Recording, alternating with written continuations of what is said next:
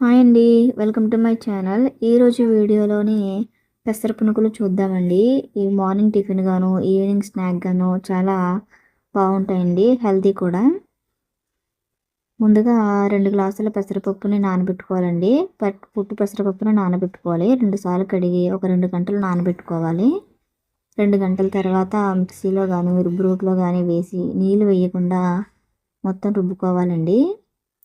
నీళ్ళు వేసినట్లయితే బాగా జిగురైపోతుంది. ఈ విధంగా పిండిని రుబ్బుకోవాలి.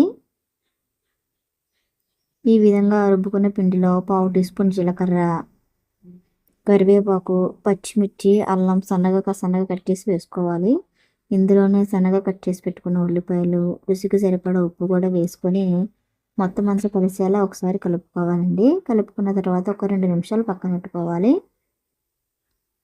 ఇప్పుడు ఆయిల్ హీట్గా ఉన్నప్పుడు చూసి చిన్న చిన్న పునుగులుగా వేసుకోవాలండి. పునుగులు వేసుకునేటప్పుడు ఎప్పుడు ఆయిల్ హీట్గా ఉండేలా చూసుకోవాలండి, లేకపోతే ఆయిల్ పీల్చుకుంటుంది. ఒక 10 నిమిషాల తర్వాత అటు నుంచి ఇటువైపు తిప్పుకొని మొత్తం గోల్డెన్ బ్రౌన్ కలర్ వచ్చేంత వరకు వేయించుకోవాలండి. ఈ విధంగా వేగిన తర్వాత తీసుకోవాలండి. ఇదే విధంగా మొత్తం మిగిలిన పిండిని కూడా వేసి గోల్డెన్ బ్రౌన్ కలర్ వచ్చేంత వరకు వేయించుకోవాలి.